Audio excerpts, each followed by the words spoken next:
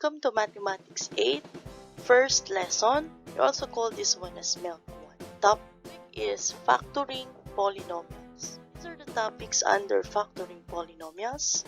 We have polynomials with common monomial factor, difference of two squares, sum and difference of two cubes, perfect square trinomial, and general trinomials. So let's proceed now with our lesson, which is factoring polynomials. So here are the examples that we're going to use for our lesson, wherein those polynomials given have their common monomial factor. First example, here we have 5y minus 25. So to start with this one, we need to follow the steps or guide for us to get the common monomial factor of the given. So we have the first step, which is find the greatest common factor of the numerical coefficient.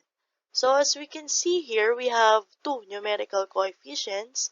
First one here, we have 5, and the other one, we have 25. But here, you just need to get the greatest common factor, and we'll be able to see here that the greatest common factor of 5 and 25 is simply 5. So we're done with the first step. Next step is find the variable with the least exponent that appears in each term. So please take note of this one. Find the variable that appears in each term. So here, we cannot see any variable that appear in each term. Since for 5y, we have y, but on the other hand, in 25, we do not have any y's. So let's proceed with the third step, which is the product of the greatest common factor is the GCF of each polynomial. So therefore, in this part, we already have the GCF, which is 5. So the next step will be, what will be the next factor? So it says there, to completely factor the given, divide the polynomial by its GCF. So meaning, divide the polynomial to its GCF. So simply, divide 5y to 5. So that will be equal to y. And then 25 divided by 5 is 5. Okay, so therefore, this will be the factor of 5y minus 25. Okay, next example. So in our next example, we have 6ab minus 10.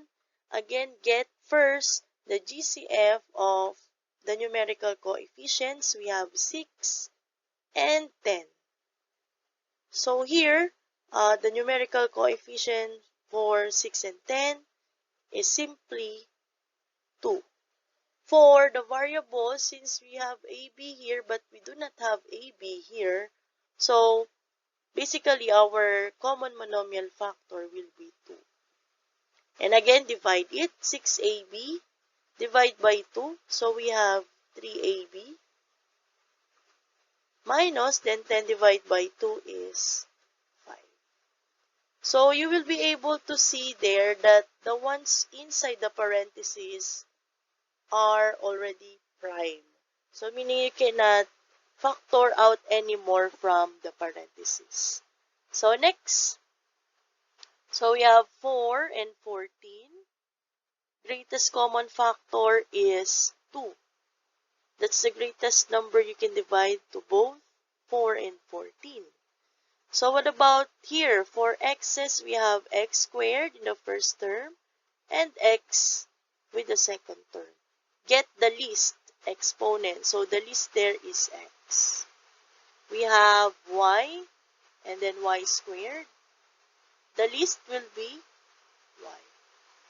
So we have the first common monomial factor, which is the GCF, which is 2xy. So divide that. So 4x squared y divided by 2xy, we have 2x. Minus, copying the operation between the two terms. 14 divided by 2 is 7. X divided by x is 1. Y squared divided by y is y.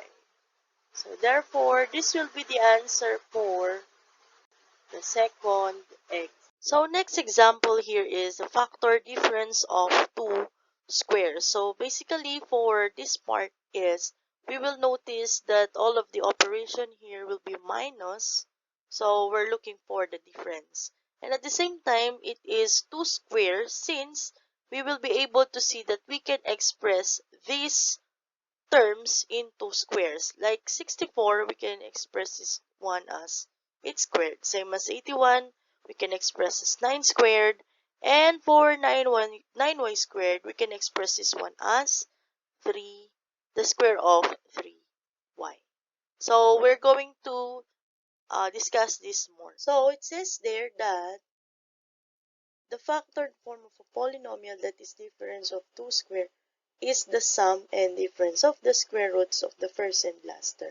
So this is the only thing that you need to have or to remember if you are talking about difference of two squares. Just get the sum and difference of the square roots. So get the square root of a squared, that is a. Get the square root of b squared, that is b. And then get the sum and difference of those square roots.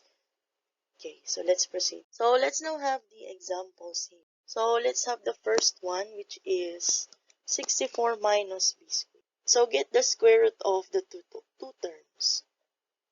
So square root of 64, that is equal to 8. The square root of b squared is equal to b. So combining the two, you need to get the sum and difference of those square roots. Sum and difference. So you have 8 here, and also 8. So this will be the factor of the first example. Okay, same as the other one. We have the square root of c squared, that is equal to c.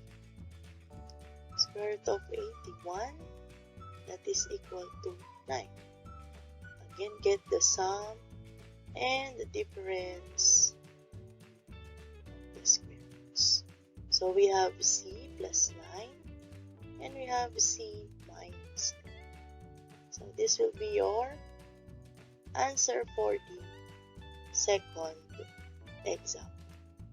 And for the next one, again, square root of x squared, that is equal to x.